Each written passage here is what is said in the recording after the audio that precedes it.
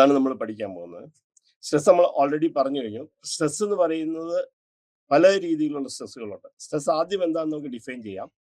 Stress എന്ന് പറയുന്നത് നമ്മുടെ ശരീരം ഒരു പ്രത്യേക സമയത്ത് പ്രതികരിക്കുന്നത് എന്താണോ അതിനെയാണ് നമ്മൾ സ്ട്രെസ് എന്ന് പറയുന്നത്. എല്ലാ സിറ്റുവേഷനും നമുക്ക് സ്ട്രെസ് ആയിരിക്കണമെന്നില്ല. ഒരേ സിറ്റുവേഷൻ തന്നെ സ്ട്രെസ് ആയിരിക്കും, സ്ട്രെസ് അല്ലാതിരിക്കാം.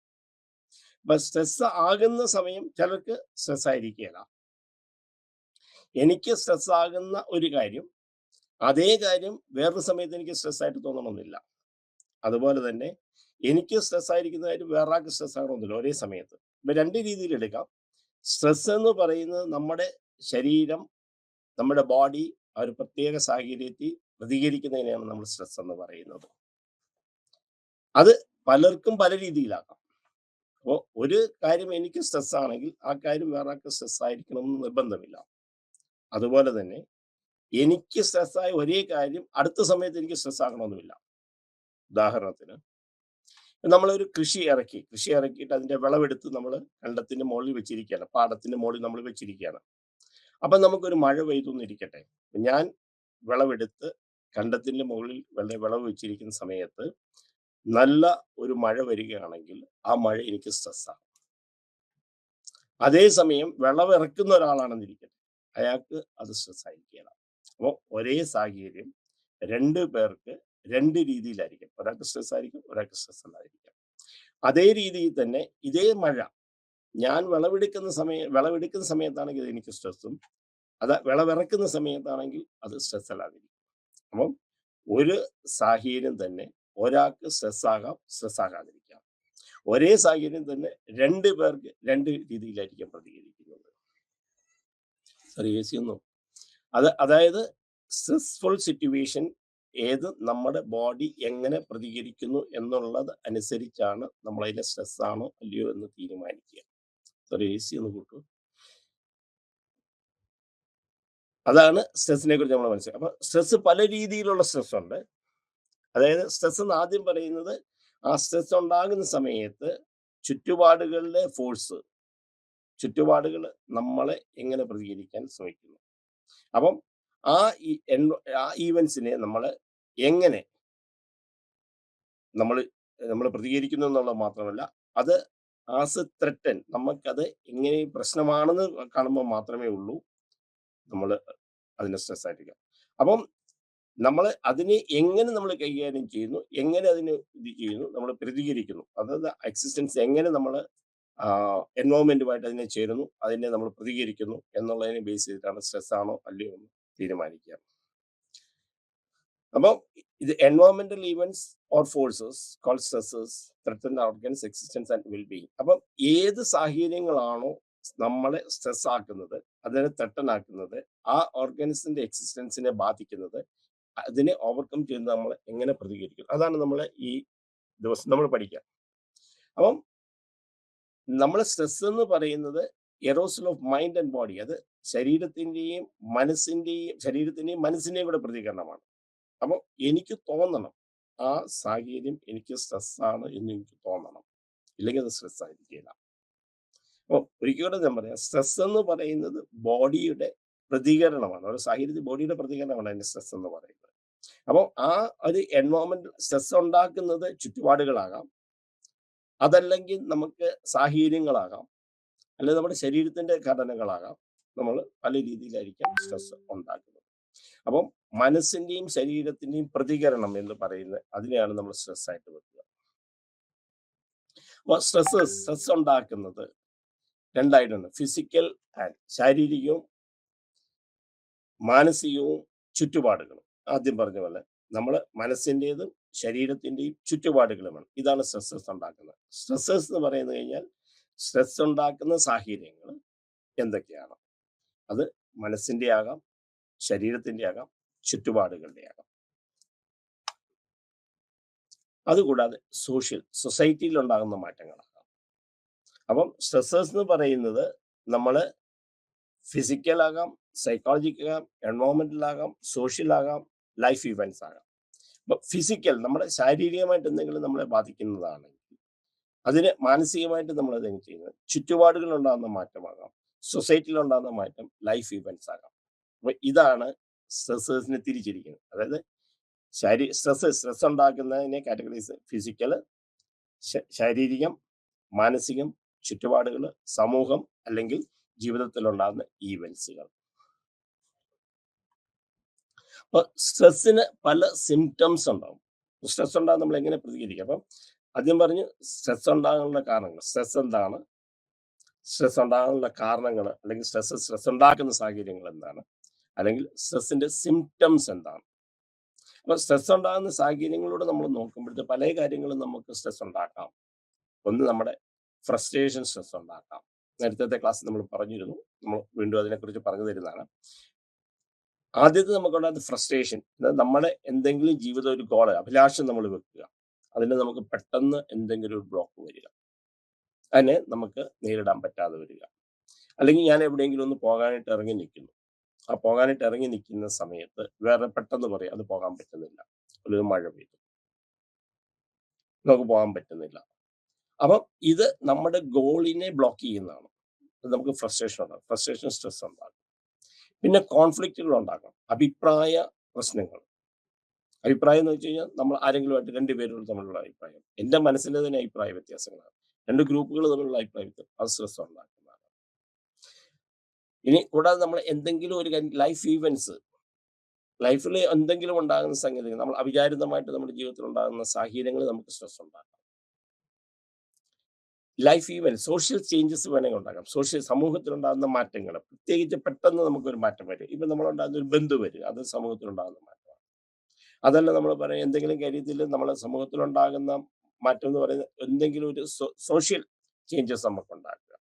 പ്രത്യേകിച്ച് ഒരു ഗവൺമെന്റ് പറയും ഒരു പുതിയ നിയമങ്ങൾ കൊണ്ടുവരിക, നമുക്കത് മാറിയെടുക്കാൻ ആ ചേഞ്ചിങ് സമയം നമുക്ക് സ്ട്രെസ് ഉണ്ടാക്കുന്നതാകാം. ഇനി എന്തെങ്കിലും ഈവൻസ് നമുക്കുണ്ടാകും. നമ്മുടെ ഈവൻസ് എന്ന് പറയുമ്പോൾ പല ഈവൻസ് നമ്മൾ എടുക്കേണ്ടി വരും. നമ്മുടെ വ്യക്തിപരമായിട്ടുള്ള സമൂഹത്തിലുണ്ടായിരുന്ന സാമൂഹിക മാറ്റങ്ങളാകാം, സാമ്പത്തികമാകാം. അപ്പോൾ കോൺഫ്ലിക്റ്റുകൾ, ഫിനാൻഷ്യൽ ക്രൈസിസ് ആകാം, എക്കണോമിക്കൽ ക്രൈസിസ് ആകാം, സ്ട്രെസ് ഉണ്ടാക്കും. അപ്പോൾ ഏതുപോലെ സ്ട്രെസ് ഉണ്ടാക്കാം. അപ്പം ഇതിന് സിംറ്റംസ് ഉണ്ട്, ഫിസിക്കൽ സിംറ്റംസ്. എന്തൊക്കെയാണ്? ശാരീരികമായ മാറ്റങ്ങൾ നമ്മൾ ഉണ്ടാക്കാം. സ്ട്രെസ് സ്വാഭാവികമായിട്ട് നമുക്കറിയാം, സ്ട്രെസ് ഉണ്ടാകുമ്പോൾ ഫിസിക്കലായിട്ടുണ്ടാകും. നമ്മൾ ഫേസ് ചേഞ്ച് ചെയ്യാം, മുഖം ചേഞ്ച് ചെയ്യാം, ശബ്ദങ്ങൾ വിറയ്ക്കാം, നമ്മൾ തളർന്നു പോകുന്ന പോലെ ആകാം. ഇത് ശരിക്കും പറഞ്ഞു കഴിഞ്ഞാൽ ഈ സ്ട്രെസ് ഉണ്ടാകുന്ന സമയത്തെക്കുറിച്ച് അർജുനന് നമ്മൾ ഗീതോപദേശത്തിൽ വ്യക്തമായിട്ട് നമ്മൾ അതിനെക്കുറിച്ച് പറഞ്ഞിട്ടുണ്ട്. ആങ്സൈറ്റിയെ കുറിച്ച്, സ്ട്രെസ് ഉണ്ടാകുന്നത്. അപ്പൊ മെയ്യും തളർന്നു. അർജുനൻ കൃഷ്ണനോട് പറയുന്നുണ്ട്, എൻ്റെ ശരീരം തളർന്ന് ഞാൻ ഇവിടെ ഇരിക്കുകയാണ്. അപ്പോൾ ശരീരം തളർന്നു, സ്ട്രെസ് ഉണ്ടായി, സിറ്റുവേഷൻ ഉണ്ടായി, യുദ്ധം ചെയ്യേണ്ട സമയമാണ്. അപ്പൊ യുദ്ധം ജയിക്കോ തോക്കോ എന്നുള്ളതല്ല അവിടുത്തെ പ്രശ്നം. യുദ്ധം ചെയ്യേണ്ട ആൾക്കാരെ കണ്ടു സ്ട്രെസ് ഉണ്ടാക്കി. കാരണം ഞാൻ എൻ്റെ പിതാമഹന്മാരോട്, എൻ്റെ ബന്ധുക്കളോട്, ഗുരുജനങ്ങളോട്, ഇവരോടൊക്കെയാണ് യുദ്ധം ചെയ്യേണ്ടതെന്ന് പറഞ്ഞു കഴിഞ്ഞപ്പോഴത്തേക്ക് സ്ട്രെസ് ഉണ്ടായി, താഴെ ഇരുന്നു. എന്താ ചെയ്തത്? നേരെ തേരുന്ന താഴെ ഇറങ്ങി തളർന്നു. അപ്പോൾ ഫിസിക്കൽ ചേഞ്ചസ് ആ, തളർന്നിരിക്കുക, ശബ്ദം വരുന്നില്ല, കരച്ചിൽ വരുന്നു, എനിക്കൊന്നും ശബ്ദിക്കാൻ പറ്റുന്നില്ല, എനിക്ക് നോക്കാൻ പറ്റുന്നില്ല എന്ന് അർജുനൻ പറയും. It's A physical symptom. Emotional, വൈകാരികമായി ചിന്ത, കരച്ചിൽ വരിക, നമുക്ക് അല്ലെങ്കിൽ സ്ട്രെസ് വരിക, ഡിപ്രഷൻ ഉണ്ടാകുക, നമുക്ക് സങ്കടം വരിക, എമോഷൻസ് എന്ത് വേണമെങ്കിലും ആകാം. ചിലപ്പോൾ ദേഷ്യം വരുന്നതാകാം, സ്ട്രെസ് ദേഷ്യം വരുന്നതാകാം, എമോഷണൽ സിംറ്റംസ് ആകാം. Then psychological symptoms, behavioural symptoms, psychological, മാനസികമായിട്ടുള്ള പ്രശ്നം, വൈകാരികവും മാനസികവും. അപ്പോൾ വൈകാരികം എന്ന് പറയുന്നത് നമ്മൾ കാണിക്കാം, ദേഷ്യം വരാം, ചിലപ്പോൾ നമ്മൾ അജിറ്റേറ്റഡ് ആകാം, അതൊക്കെ എമോഷണൽ നമ്മൾ വരുന്നത്. സൈക്കോളജിക്കൽ ഡിപ്രഷൻ ഉണ്ടാകാം, ആങ്സൈറ്റി ഉണ്ടാകാം, ബിഹേവിയർ ഉണ്ടാകാം. ബിഹേവിയർ അർജുനൻ പറഞ്ഞോളൂ, തളർന്നിരിക്കുക, ആയുധമൊക്കെ താഴെ വെക്കുക, യുദ്ധത്തിന് തയ്യാറെടുക്കാൻ പറ്റാതെ വരിക. അപ്പം ഫിസിക്കൽ, എമോഷണൽ, സൈക്കോളജിക്കൽ, ബിഹേവിയർ, ഇത്രയും ആണ് സിംറ്റംസ് സ്ട്രെസ് കാണിക്കുക. അപ്പം എന്തൊക്കെയാണ് സോഴ്സസ്? ആദ്യം പറഞ്ഞു സോഴ്സസ് എന്തൊക്കെയാണ് ഇതുണ്ടാകാനുള്ള കാരണം. അപ്പം നമ്മൾ ആദ്യം പറഞ്ഞു, ആദ്യം എന്താണ് സ്ട്രെസ്, സ്ട്രെസ് ഉണ്ടാകാനുള്ള റീസൺ, സ്ട്രെസ്സസ് എന്തൊക്കെയാണ്, സ്ട്രെസ് ഉണ്ടാകുമ്പോൾ നമുക്ക് ചേഞ്ചസ് എന്തൊക്കെയാണ് ശരീരത്തിനും മനസ്സിനും ഉണ്ടാകുന്നത്, ശരീരത്തിന്, മനസ്സിന്, വൈകാരികം, സ്വഭാവം, ഈ 4 കാര്യത്തിനകത്തുണ്ട്. അത് ബുക്കിൽ വ്യക്തമായിട്ട് അതിനെക്കുറിച്ച് പറഞ്ഞിട്ടുണ്ട്. അത് ഞാൻ ഒന്നുകൂടെ എക്സ്പ്ലെയിൻ ചെയ്ത് തരുന്നുണ്ട്. സോഴ്സസ് എന്തൊക്കെയാണ് ഉണ്ടാകാനുള്ള കാരണം. First one frustration. അതാണ് ആദ്യം നമുക്ക് സ്ട്രെസ് ഉണ്ടാക്കാനുള്ള. ഫ്രസ്ട്രേഷൻ എന്ന് പറയുമ്പോൾ blocking of goals leads to frustration. എന്തെങ്കിലും നമ്മൾ ചെയ്യാൻ ഒരുങ്ങും, അതിലുണ്ടാകുന്ന ബ്ലോക്കാണ് ഫ്രസ്ട്രേഷൻ എന്ന് പറയുന്നത്. പിന്നെ പ്രഷർ, സമയം ഭയങ്കരമായിട്ട് സ്ട്രെസ് ഉണ്ടാക്കുക. ഒരു പർട്ടിക്കുലർ സമയത്ത് ഒരു കാര്യം നടത്തണമെന്ന് വിചാരിക്കുക. അല്ലെ ആ സമയത്ത് നമുക്ക് എവിടെയെങ്കിലും വരുമ്പോഴത്തേക്ക് ഇത്ര ജോലികൾ സമയത്തിനുള്ളിൽ ഇത്ര ജോലികൾ ചെയ്യണമെന്ന് നമ്മൾ പറയുക. അപ്പം ഒന്ന് സമയത്തിനുള്ളിൽ ചെയ്യാൻ പറയുക. സമയത്ത് നമുക്ക് ചെയ്യാൻ പറ്റാവുന്നതിൽ കൂടുതൽ നമ്മൾ ജോലികൾ നമ്മളോട് പറയുക. അപ്പം അല്ലെങ്കിൽ ടൈം പ്രഷർ മാത്രമല്ല, വർക്ക് പ്രഷർ മാത്രമല്ല, എൻവയോൺമെന്റൽ പ്രഷർ. ഇപ്പൊ നമ്മൾ വർക്ക് ചെയ്യാതിരിക്കുന്നിടത്ത് നമ്മുടെ പ്രഷർ ഭയങ്കര ചൂട് ഭയങ്കരമായിട്ട് കൂടി, അല്ല തണുപ്പ് ഭയങ്കരമായിട്ട് കൂടി, നമുക്ക് പ്രഷർ ഉണ്ടാക്കാം. അപ്പോൾ പ്രഷർ എന്ന് പറയുന്നത് ഏത് രീതിയിലാകാം, എന്ത് പ്രഷർ വേണമെങ്കിലും, വർക്ക് പ്രഷർ മാത്രമല്ല, ലൈഫ് ഈവൻസ്, ജീവിതത്തിലുണ്ടാകുന്ന കാര്യങ്ങൾ, ലൈഫ് ഈവൻസ്. ലൈഫ് ഈവൻസ് പറയുമ്പോൾ നമുക്ക് നഷ്ടങ്ങൾ, ജീവിതത്തിൽ ഉണ്ടാകുന്ന നഷ്ടങ്ങളാകാം, ജീവിതത്തിൽ എന്തെങ്കിലും പ്രശ്നങ്ങൾ ഉണ്ടാകുന്നതാകാം, ചിലപ്പോൾ നമ്മൾ മാരേജ് ചെയ്യാനായിട്ട് പോകുന്നതിൻ്റെ ഒരു ഒരു സംഗതിയാകാം, പുതിയതായിട്ട് ഒരു ജോലി എന്ത് വേണമെങ്കിലും, ഡെയിലി ഹാസിൽസ്. ഡെയിലി എല്ലാ ദിവസവും എല്ലാവരും നേരിടുന്ന ഒരു ബുദ്ധിമുട്ടാണ്. ചിലപ്പോൾ നമ്മൾ എവിടെയെങ്കിലും പോകാനായിട്ട് പെട്ടെന്നൊരു ബ്ലോക്ക് വരിക, നമുക്കൊരു ഓഫീസിൽ നമുക്ക് എത്തണം, സമയത്ത് എത്താൻ പറ്റുന്ന ബ്ലോക്ക് വരിക, അല്ലെങ്കിൽ പെട്ടെന്നൊരു പണിമുടക്ക് വരിക, പെട്ടെന്ന് നമ്മൾ പോകുന്നത് പെട്രോൾ വണ്ടിക്ക് എന്തെങ്കിലും കേടുപാടുകൾ വരിക, അല്ലെങ്കിൽ ഒരു അപകടം ഉണ്ടാകുക, ഇതൊക്കെ ഡെയിലി ഹാസിൽസ് ആണ്. Interpersonal relationship, വ്യക്തിബന്ധങ്ങൾ. വ്യക്തിബന്ധങ്ങൾ എങ്ങനെയാണ് ഉണ്ടാക്കുന്നതെന്ന് വെച്ച് കഴിഞ്ഞാൽ, വ്യക്തിബന്ധങ്ങൾ ഇപ്പൊ രാവിലെ നമ്മൾ വീട്ടിൽ നിന്ന് ഇറങ്ങുന്ന സമയത്ത് നമ്മൾ കുടുംബത്തിലുള്ള എന്തെങ്കിലും ഒരു പ്രശ്നമുണ്ട്, ഇന്റർപേഴ്സണൽ റിലേഷൻഷിപ്പ് ആണ് സ്ട്രെസ് ഉണ്ടാക്കും. എന്തെങ്കിലും ഒരു പ്രശ്നമായി, ഈ ജോലി സ്ഥലത്തായിരിക്കും, നമ്മൾ വർക്ക് പ്ലേസിൽ രണ്ട് ഗ്രൂപ്പുകൾ തമ്മിലൊരു പ്രശ്നമായി, രണ്ട് യൂണിയൻ തമ്മിലൊരു പ്രശ്നമുണ്ടായി, രണ്ട് വ്യക്തികൾ തമ്മിലുള്ള പ്രശ്നങ്ങൾ ഉണ്ടായി, വർക്ക് പ്ലേസിൽ ഉണ്ടാകുന്ന അഭിപ്രായ വ്യത്യാസങ്ങളാകാം വ്യക്തികൾ തമ്മിൽ. Interpersonal relationship. ഒരേ ജോലി ചെയ്യുന്നിടത്ത് രണ്ട് പേര് തമ്മിലുള്ള അഭിപ്രായ വ്യത്യാസങ്ങളാകാം, ഒരു കാര്യം ചെയ്യാനുള്ള അഭിപ്രായ വ്യത്യാസങ്ങളാകാം, അത് പ്രശ്നങ്ങളുണ്ട്. ഇന്റർപേഴ്സണൽ റിലേഷൻഷിപ്പിൽ പ്രശ്നങ്ങളുണ്ടാകും. റിസൾട്ട് ഓഫ് സോഷ്യൽ കണ്ടീഷൻ, സാമൂഹികമായ മാറ്റങ്ങൾ. സമൂഹത്തിന് പല മാറ്റങ്ങളും നമ്മളുണ്ടാകും, ഓരോ സാഹചര്യത്തിനനുസരിച്ച് നമുക്ക് മാറ്റങ്ങളുണ്ടാകും. ഈവൻ സമൂഹത്തിലുള്ള നമ്മൾ പറയുന്നത് പൊളിറ്റിക്കൽ ചേഞ്ചസ് വല്ലപ്പോൾ നമുക്ക് സ്ട്രെസ് ഉണ്ടാകും. സമൂഹത്തിലുണ്ടാകുന്ന പെട്ടെന്ന് നിയമങ്ങൾ, ചില പുതിയ നിയമങ്ങൾ നമുക്ക് പ്രശ്നങ്ങൾ ചിലപ്പോൾ ഉണ്ടാകും. അല്ലെങ്കിൽ നമ്മളൊരു ഒരു പ്രത്യേക ഒരു റോഡ് വരുന്നു എന്നിരിക്കട്ടെ, നമുക്കുണ്ടാകും. അപ്പൊ എന്ത് സോഷ്യൽ കണ്ടീഷൻസ് വന്നു കഴിഞ്ഞാലും സ്ട്രെസ് ആകാം. കോൺഫ്ലിക്ട്സ് എന്ന് വെച്ചാൽ പലതരത്തിലുള്ള കോൺഫ്ലിക്റ്റുകളുണ്ട്. ആദ്യത്തെ കോൺഫ്ലിക്റ്റ് അപ്രോച്ച് കോൺഫ്ലിക്റ്റ്. രണ്ട് കാര്യങ്ങൾ നമ്മൾ ചെയ്യണം എന്ന് വിചാരിക്കുക. കോൺഫ്ലിക്ട്സ് പലതരത്തിലുള്ള കോൺഫ്ലിക്റ്റ് ഉണ്ട്. ഒന്ന് വ്യക്തിപരമായ കോൺഫ്ലിക്റ്റുകൾ, ഒന്ന് ഗ്രൂപ്പിന്റെ conflict, individual and group conflict. Individual കോൺഫ്ലിക്റ്റിനെ രണ്ടായിട്ട് തിരിയും. വ്യക്തിപരമായ രണ്ട്, ഒന്ന് ആ വ്യക്തികളുടെ ഉള്ളിലുണ്ടാകുന്ന, അല്ലെ രണ്ട് വ്യക്തികൾ തമ്മിലുണ്ടാകുന്ന അഭിപ്രായ പ്രശ്നങ്ങൾ. രണ്ട് ഗ്രൂപ്പുകൾ തമ്മിലുള്ള, ഗ്രൂപ്പിനകത്തുണ്ടാകുന്നത് സ്ട്രെസ് ഉണ്ടാക്കാം. ഇപ്പൊ ഏതെങ്കിലും ഒരു പൊളിറ്റിക്കൽ പാർട്ടിയുടെ അകത്ത് രണ്ട് ഗ്രൂപ്പുകളാകുക, നമ്മളത് വിമത ഗ്രൂപ്പ് എന്നൊക്കെ നമ്മൾ പറയുന്നത്, ഒരു ഭരണകക്ഷിയിൽ ഇരിക്കുന്ന ആൾക്കാരുടെ പെട്ടെന്ന് അതിനകത്തൊരു സ്പ്ലിറ്റ് ഉണ്ടാകുക. അപ്പൊ ഗ്രൂപ്പിനകത്തൊരു സ്പ്ലിറ്റ് ഉണ്ടാകുക. So that leads to conflict. രണ്ട് അഭിപ്രായ സമന്വയമില്ല, രണ്ട് പാർട്ടികൾ, ഭരണപക്ഷം പ്രതിപക്ഷം തമ്മിലിരിക്കട്ടെ, അവർ തമ്മിലുള്ള കോൺഫ്ലിക്റ്റുകൾ, അപ്പം ഇതൊക്കെ സ്ട്രെസ് ഉണ്ടാകാം. ഇല്ലെങ്കിൽ വ്യക്തികൾ തമ്മിലുള്ള, ഒരു ഗ്രൂപ്പിനകത്തുള്ള രണ്ട് വ്യക്തികൾ തമ്മിലാകാം, അതല്ല ഒരു വ്യക്തി തമ്മിലാകാം, ഒരു വീട്ടിൽ തന്നെ രണ്ട് പേര് തമ്മിൽ, ഹസ്ബൻഡ് ആൻഡ് വൈഫ് കോൺഫ്ലിക്ട്സ് ആകാം, അല്ലെ ജോലി സ്ഥലത്ത് രണ്ട് കൊളീഗ്സ് തമ്മിലുള്ള പ്രശ്നങ്ങളാകാം, അല്ലെങ്കിൽ ഒരു വ്യക്തിയുടെ ഉള്ളിലുള്ള പ്രശ്നങ്ങളാകാം. അപ്പം കോൺഫ്ലിക്ട് എന്ന് പറഞ്ഞാൽ എല്ലാ തലത്തിലും നമ്മൾ കാണണം. അപ്പം ഫ്രസ്ട്രേഷൻ ഉണ്ട്. സോഴ്സസ് ഓഫ് സ്ട്രെസ് ഉണ്ടാകാനുള്ള കാരണങ്ങൾ, ഇത് പ്രത്യേകം പഠിക്കുന്നത്. എപ്പോഴും നമ്മൾ സ്ട്രെസ്സിനെ കുറിച്ച് എഴുതുമ്പം സ്ട്രെസ് എന്താണ്, സ്ട്രെസ് ഉണ്ടാകാനുള്ള കാരണങ്ങൾ നമ്മൾ ആദ്യം എഴുതണം.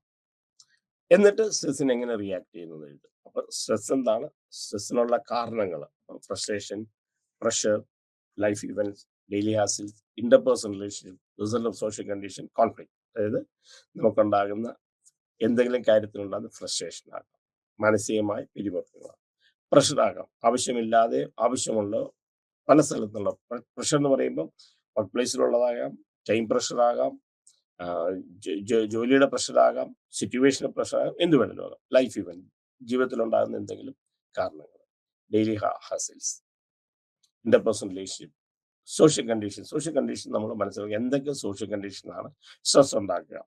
ആദ്യം ഞാൻ പറഞ്ഞ പോലെ തന്നെ എല്ലാ സോഷ്യൽ കണ്ടീഷനും എല്ലാവർക്കും സ്ട്രെസ് ആയിരിക്കണമെന്നില്ല. ഒരു ഉദാഹരണത്തിന്, ഒരു നമ്മുടെ വീടിന്റെ മുമ്പിൽ കൂടെ ഒരു നാഷണൽ ഹൈവേ വരുന്നതായിരിക്കും. ഗവൺമെന്റ് തീരുമാനമെടുത്തു, ഇത് ഇന്ന സ്ഥലത്ത് മുതൽ ഇന്ന സ്ഥലം വരെ ഒരു നാഷണൽ ഹൈവേ പണിയുന്നു എന്ന് തീരുമാനമെടുത്തു. ഇപ്പൊ എനിക്കൊരു 10 സെന്റ് സ്ഥലം പോകും, എനിക്കൊരു 5 സെന്റ് സ്ഥലം പോകുന്നിരിക്കട്ടെ, ഇപ്പൊ എനിക്ക് സ്ട്രെസ്സായി. അതേസമയം ഈ സോഷ്യൽ കണ്ടീഷൻ മാറുമ്പോൾ ഇത്രയും വലിയൊരു റോഡ് വരുന്നു എന്നുള്ളത് കൊണ്ട് പലർക്കും സ്ട്രെസ് ആണെന്നൊന്നുമില്ല. അതേസമയം ഈ റോഡിൽ കൂടെ യാത്ര ചെയ്യുന്നതിനെ കുറിച്ച് ആലോചിച്ച് സോഷ്യൽ കണ്ടീഷൻ മാറുന്ന സ്ട്രെസ് ഉള്ള ആൾക്കാരുണ്ട്. ഇതുവഴി എങ്ങനെ വണ്ടി ഓടിക്കും എന്ന് ചിന്തിക്കുന്ന ആൾക്കാരുണ്ട്. Then conflicts. എങ്ങനെ നമുക്ക് ഈ സ്ട്രെസ്സിനെ അളക്കാം? Measurement of stress. Physiological measures ഉണ്ട്.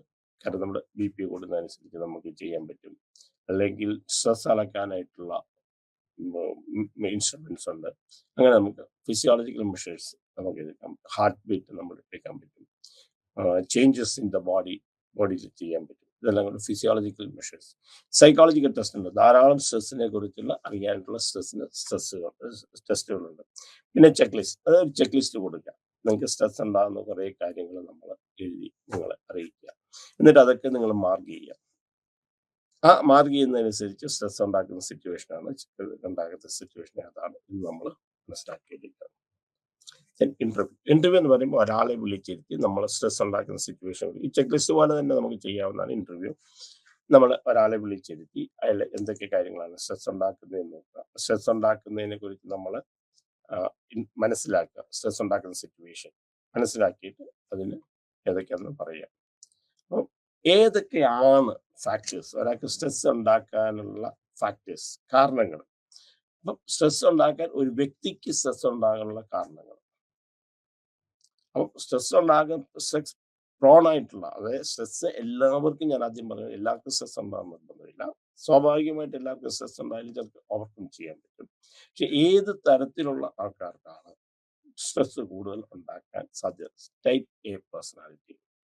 അപ്പം ഈ ടൈപ്പ് എ പേഴ്സണാലിറ്റിയുടെ സ്വഭാവം ഇൻസെക്യൂരിറ്റി ഫീലിംഗ് ആണ് അവർക്കുള്ളത്. നമ്മൾ ടൈപ്പ് എന്ന് പറഞ്ഞാൽ ഇൻഫീരിയോറിറ്റി കോംപ്ലക്സ് ഉള്ളതാണ്. അവർക്ക് ഇൻസെക്യൂരിറ്റിയാണ്. എന്ത് കാര്യങ്ങൾ വരുമ്പം എനിക്ക് അത് ബാധിക്കും എന്നുള്ള, അല്ലെങ്കിൽ എനിക്ക് എന്തെങ്കിലും പ്രശ്നം ഉണ്ടാക്കും, ആ ഇൻസെക്യൂരിറ്റി ഫീലിംഗ് ഉള്ള ആൾക്കാർക്ക്, അവരെയാണ് നമ്മൾ type A personality. Type A പേഴ്സണാലിറ്റിയുടെ സ്വഭാവങ്ങൾ: status of insecurity, urgency of time, എല്ലാത്തിനും തിരക്കവർ, പെട്ടെന്ന് കാര്യങ്ങൾ ചെയ്യണം, ഇന്ന് ചെയ്തേ പറ്റും, ഇത്ര സമയത്തുള്ളിൽ ചെയ്താൽ പറ്റും, അർജൻസി ഓഫ് ടൈം ആണ്. പിന്നെ ഹൈപ്പർ അഗ്രസീവ്നെസ്, ആവശ്യമില്ലാതെ പൊട്ടിത്തെറിക്കും, ആവശ്യമില്ലാതെ ബഹളങ്ങൾ ഉണ്ടാക്കുക, അതാണ് ഹൈപ്പർ അഗ്രസീവ്നെസ് എന്ന് പറയുന്നത്. ഫ്രീ ഫ്ലോട്ടിംഗ് ഹോസ്റ്റിലിറ്റി, ഒരു ഉത്തരവാദിത്വമൊക്കെ എടുക്കാതെ ഇങ്ങനെ നടക്കുക.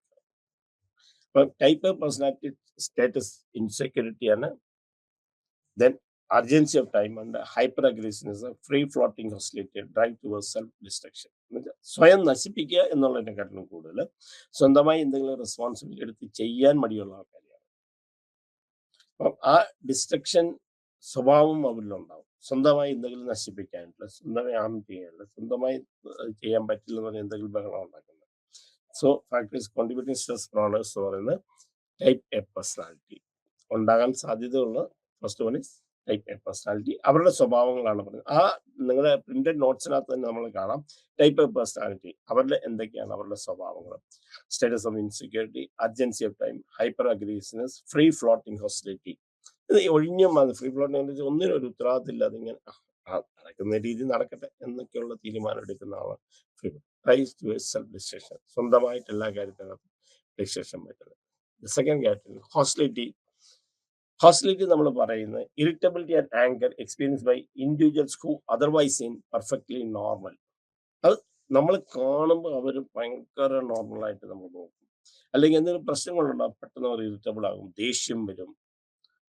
അല്ലെങ്കിൽ നോർമൽ സിറ്റുവേഷൻ ഇല്ലെങ്കിൽ ഒരു പ്രശ്നവുമില്ല, they are quite fine, very good. That is called hostility. Next one is called perfectionism. എല്ലാ കാര്യം നമ്മൾ ഇവരെ പറഞ്ഞ OCD എന്ന് വേണം നമുക്ക് പറയാം. ഒബ്സസീവ് കമ്പൽസീവ് ഡിസോർഡർ ഉള്ള ആൾക്കാർക്ക് വേണ്ടി നമുക്ക് പെർഫെക്ഷനിസം കൂടുമ്പോൾ OCD ആയിട്ടാണ് നമ്മൾ വെക്കുന്നത്. അപ്പം പെർഫെക്ഷൻ എന്ന് പറഞ്ഞ എല്ലാം കറക്റ്റ് സമയത്ത് ചെയ്യണം, എല്ലാം ഇന്ന സമയത്ത് ചെയ്യണം, ഇന്ന രീതി ചെയ്യണം, ഈ ബുക്ക് ഇങ്ങനെ വെക്കണം, അല്ല ഇത്ര സമയത്തുള്ളിൽ ചെയ്യണം. എവിടെയെങ്കിലും പോകുമ്പോഴത്തേക്ക് ഡോറ് പിന്നെ പൊട്ടിയില്ല എന്നൊക്കെ നമ്മൾ നോക്കാം. ഇവരെ നമ്മൾ OCD ആണെങ്കിലും ഇവരെ നമുക്ക് OCD ആണ് പെർഫെക്ഷനിസത്തിലൂടെ പെടുത്താം. അപ്പം എല്ലാം പെർഫെക്റ്റ് ആയിട്ട് ചെയ്യണം എന്ന് ചിന്തിക്കുന്ന ഒരു പറ്റം ജനമുണ്ട്. അപ്പം അവരെയാണ് നമ്മൾ പെർഫെക്ഷനിസ്റ്റ് എന്ന് പറയുന്നത്. പിന്നെ പ്രൊക്കാസിനേഷൻ, മാറ്റി വെക്കുക. ഇന്ന് ചെയ്യേണ്ടത് ഇന്നിപ്പം ചെറിയ ക്ഷീണം അടുത്ത ദിവസത്തേക്ക് ചെയ്യാം, അടുത്ത ദിവസം പറയാം ഇന്നിപ്പോൾ അത്രയായി അടുത്ത ദിവസത്തേക്ക് ചെയ്യാം. പ്രൊക്കാസിനേഷൻ, നീട്ടി വെക്കുക.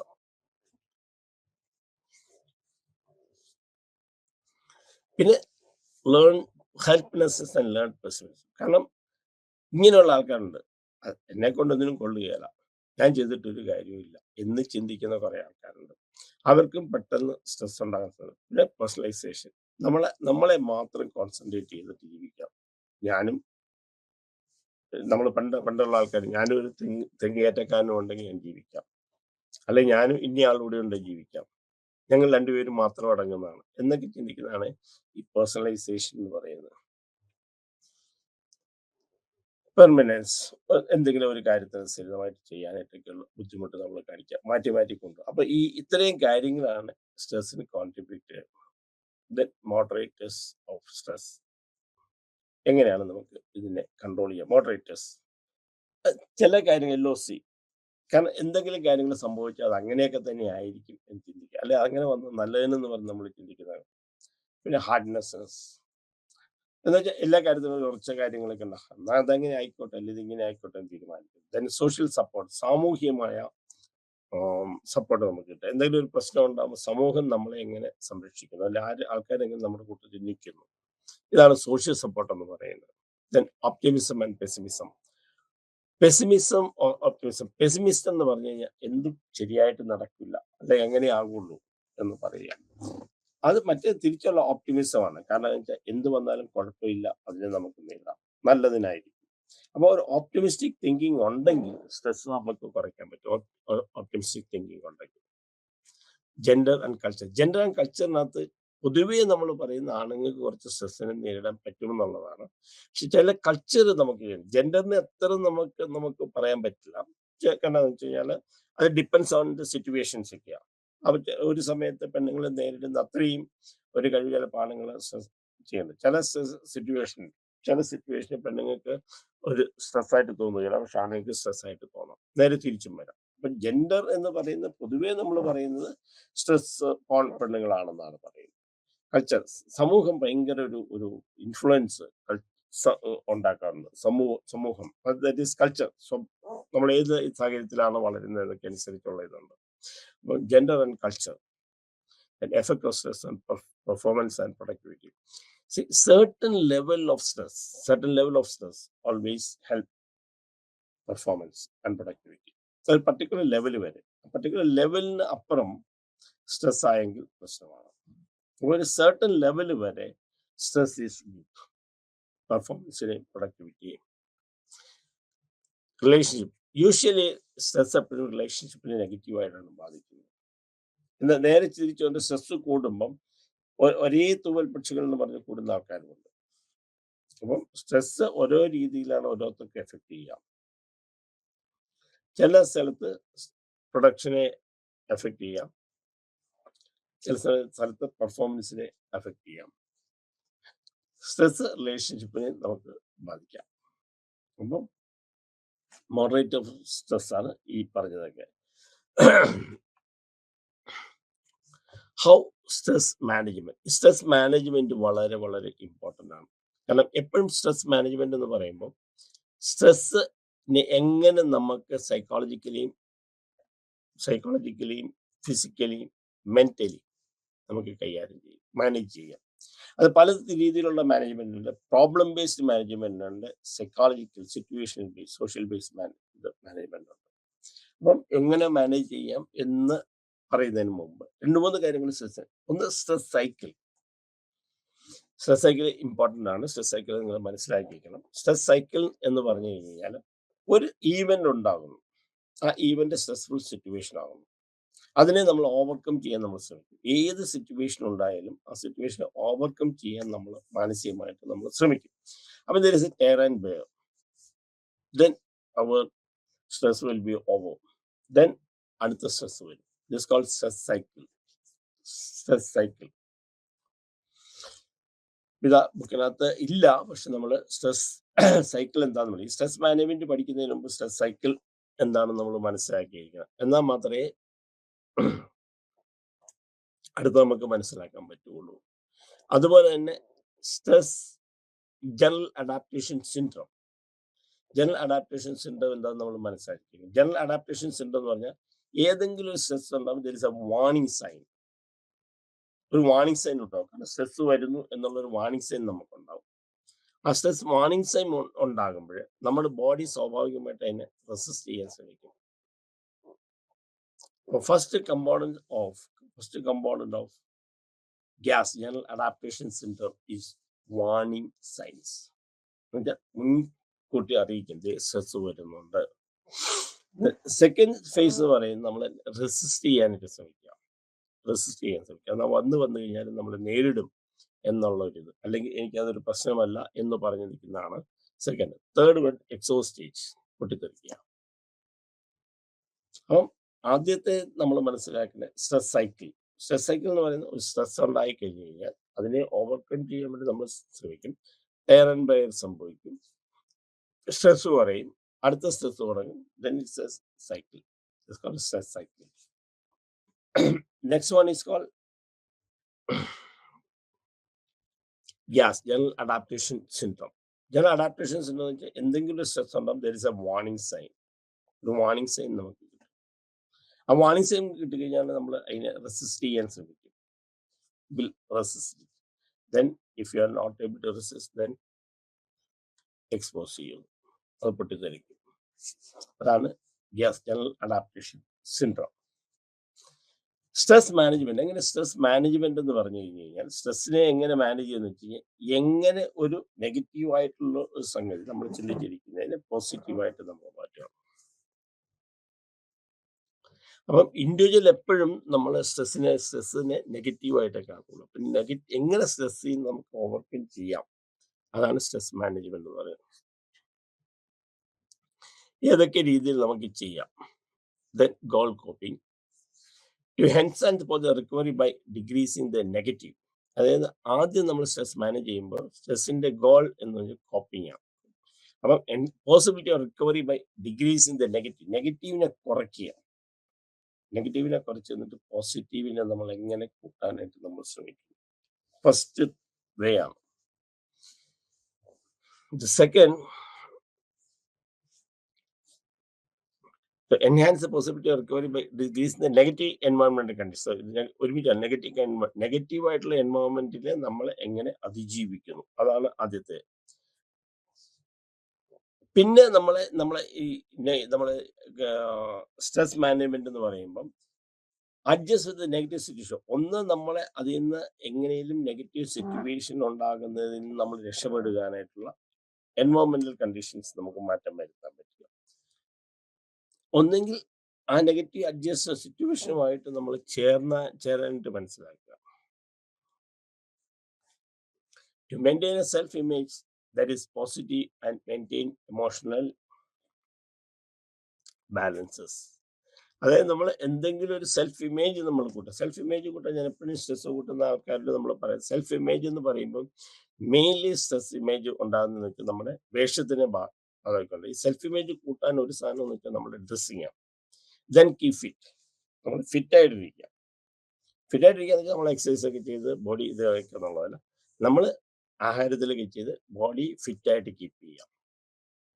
അപ്പോൾ ഒരു എമോഷണൽ ബാലൻസ് കിട്ടും. അപ്പം ആ വൈകാരികമായ ബാലൻസ് നമുക്ക് കൈകാര്യം ചെയ്യാൻ സാധിച്ചാൽ നമുക്ക് സ്ട്രെസ്സിനെ ഒരു പരിധി വരെ നേരിടാം.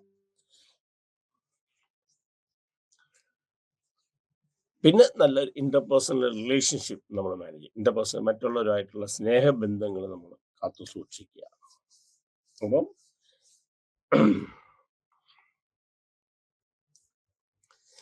കോപ്പിംഗ് സ്ട്രെസ് മാനേജ്മെന്റിന് നമ്മൾ എന്തൊക്കെയാണ് individual response of physiology stress which is often related to negative events. ആ നെഗറ്റീവ് ഇവന്റ്സിനെയാണ് നമ്മൾ ആ നെഗറ്റീവ് ഇവന്റ്സ് നമ്മുടെ മനസ്സിൽ നിന്ന് മാറ്റിവെക്കുക. പിന്നെ ഗോൾസ് ഓഫ് കോപ്പിംഗ്, എങ്ങനെ നമുക്ക് കോപ്പി ചെയ്യാൻ പറ്റും, അല്ലെങ്കിൽ അതെങ്ങനെ നമുക്ക് പ്രയോജനപ്പെടുത്താൻ സാധിക്കും. അപ്പം to enhance possibility recovery by decreasing the negative എൻവയോൺമെന്റൽ കണ്ടീഷൻ. ചുറ്റുപാടുകളുള്ള നെഗറ്റീവായ എൻവയോൺമെന്റൽ കണ്ടീഷനെ നമ്മൾ ഓവർകം ചെയ്യാൻ ശ്രമിക്കുക. നെഗറ്റീവ് സിറ്റുവേഷൻ ഇല്ലെങ്കിൽ ഞങ്ങൾ മാറ്റാൻ പറ്റില്ല. നെഗറ്റീവ് സിറ്റുവേഷൻ നമുക്ക് എങ്ങനെ ജീവിക്കാൻ പറ്റുന്നു.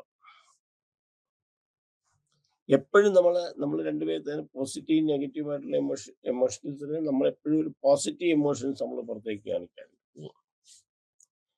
And keep positive interpersonal relationship, മറ്റുള്ളവരായിട്ട് ബന്ധം സ്ഥാപിക്കുക. Coping styles. അപ്പോൾ proactive coping and avoidance coping സ്റ്റൈലുണ്ട്. പല രീതിയിലുള്ള കോപ്പിംഗ് സ്റ്റൈലുണ്ട്. First one is proactive coping and avoidance coping. അതിനകത്ത് ആദ്യത്തെ അക്യുമുലേഷൻസ് ഓഫ് റിസോഴ്സസ് ആണ്. നമ്മളൊരു പ്രോബ്ലം ഇവിടെ ഒരു സ്ട്രെസ് ഉണ്ടാകുന്ന സിറ്റുവേഷൻ ഉണ്ടായി. ഒരു ഉദാഹരണം ഞാൻ പറയാം. ഒരു സ്ട്രെസ് ഉണ്ടാകുന്ന സിറ്റുവേഷൻ ഇവിടെ ഉണ്ടായി. ആ സിറ്റുവേഷൻ നമുക്ക് ഓവർകം ചെയ്യണം, അല്ലെങ്കിൽ സ്ട്രെസ്സിനെ കോപ്പി ചെയ്യണം. ഈ സ്ട്രെസ് ഇല്ലാത്തൊരു സിറ്റുവേഷൻ നമുക്ക് ഉണ്ടാക്കാൻ പറ്റും. സ്ട്രെസ്സിനെ എപ്പോഴും ഓവർകം ചെയ്യണം. പിന്നെ ഫസ്റ്റ് സ്റ്റേജിൽ നമ്മൾ pro active coping and avoidance coping model. Pro active മുൻകൂട്ടി കണ്ട് നമ്മൾ പ്രതികരിക്കുക, പ്രോ ആക്റ്റീവ് ആണ്. The first stage accumulation of resources ആണ്. നമുക്ക് ഈ പ്രശ്നത്തെ ഓവർകം ചെയ്യാനുള്ള കാരണങ്ങൾ എന്തൊക്കെയാണ്, റിസോഴ്സ് നമ്മൾ അക്യുമുലേറ്റ് ചെയ്യുക. Anticipating the potential stresses. ആദ്യം നമ്മളെ സ്ട്രെസ് ഉണ്ടാകാനുള്ള കാരണങ്ങൾ ചോദിക്കുക, അല്ലെങ്കിൽ പിന്നത്തെ എന്തൊക്കെയാണ് സ്ട്രെസ് നമുക്ക് ഉണ്ടാക്കാനുള്ള കാരണങ്ങൾ. നമ്മുടെ പേഴ്സണാലിറ്റി ആണോ, നമ്മുടെ ബാക്കി കാര്യങ്ങളാണോ, എന്തൊക്കെ സാഹചര്യങ്ങൾ മാറ്റം വരുത്താണോ നമ്മൾ ആദ്യം മനസ്സിലാക്കുക. Initial appraisal. നമ്മൾ പഠിച്ച കാര്യങ്ങളെ കുറിച്ച് ഒരു ഇനിഷ്യൽ അപ്രൈസൽ, അതെങ്ങനെയുണ്ട് ഏതുണ്ട് എന്ന് നമ്മൾ നോക്കി മനസ്സിലാക്കണം. കോപ്പിംഗ് സ്റ്റൈൽസിൽ ആദ്യത്തെ proactive coping and avoidance coping ആണ്. Proactive accumulations of resources, identifying and anticipating the potential stresses and initial appraisal. ആദ്യത്തെ നമ്മൾ ചെയ്തിട്ടുള്ള വിലയിരുത്തുക. Fourth preliminary efforts to cope with the stressful situation. പിന്നെ ആ സാഹചര്യമായിട്ട് നമ്മൾ ചേരാനായിട്ട് നമ്മൾ പഠിക്കുക. Seeking feedback and using the same. നമ്മൾ പിന്നെ അത് കഴിഞ്ഞിട്ട് എന്താണ് എന്നുള്ള സ്ട്രെസ്സിനെ എങ്ങനെ ഓവർകം ചെയ്തു എന്നുള്ളതിനെ കുറിച്ച് നമ്മളത് മനസ്സിലാക്കുക, ഫീഡ്ബാക്ക് എടുത്ത് വെക്കുക. പിന്നെ എമോഷണൽ ഫോക്കസ് കോപ്പി. പിന്നെ വൈകാരികമായിട്ട് നമ്മൾ എങ്ങനെ അതിനെ ചെയ്യുന്നു.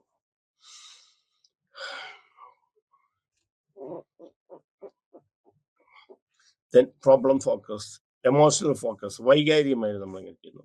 Problem focus copy. അപ്പൊ ഇതാണ് കോപ്പിംഗ് സ്ട്രാറ്റജീസിലുള്ള ചില മാർഗങ്ങൾ. ഒന്ന് pro active and coping, avoidance coping. Pro active coping എന്ന് പറയുന്നത് നമ്മൾ ഒരു സംഗതി വരുന്നതിന് മുമ്പ് ആൾക്കാരുടെ കാര്യങ്ങൾ മനസ്സിലാക്കി അതിലേക്ക് ചെയ്യാം.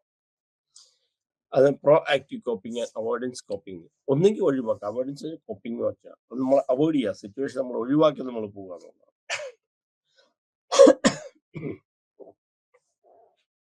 Then ഇനിഷ്യൽ അപ്രൈസൽ എന്ന് വെച്ചാൽ ഒരു കാര്യം നമ്മളൊക്കെ ചെയ്തൊക്കെ വെച്ചിട്ട് അതെങ്ങനെയുണ്ട് എന്ന് നമ്മൾ നോക്കുക. ഇതൊക്കെ വർക്കൗട്ട് ചെയ്യാൻ പറ്റുന്ന കാര്യങ്ങളാണോ.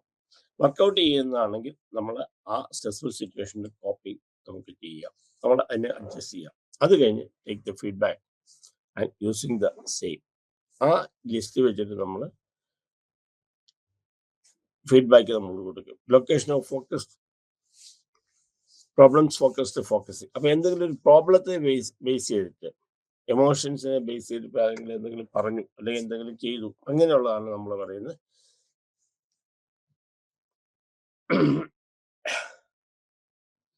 Feedback and using the same.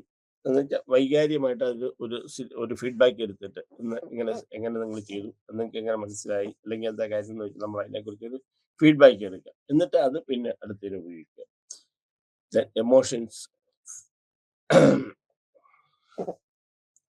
Emotion focused base, വൈകാരികമായി എങ്ങനെ നമ്മൾ അതിനെ ബന്ധപ്പെടുത്തി ചെയ്യും. ദെൻ പ്രോബ്ലം ഫോക്കസ്, പ്രശ്നങ്ങളെ ബേസ് ചെയ്തിട്ട് എങ്ങനെ നമ്മൾ പെരുമാറും. ഇതാണ് കോപ്പിംഗ് സ്റ്റൈൽസിന് തുടക്കം.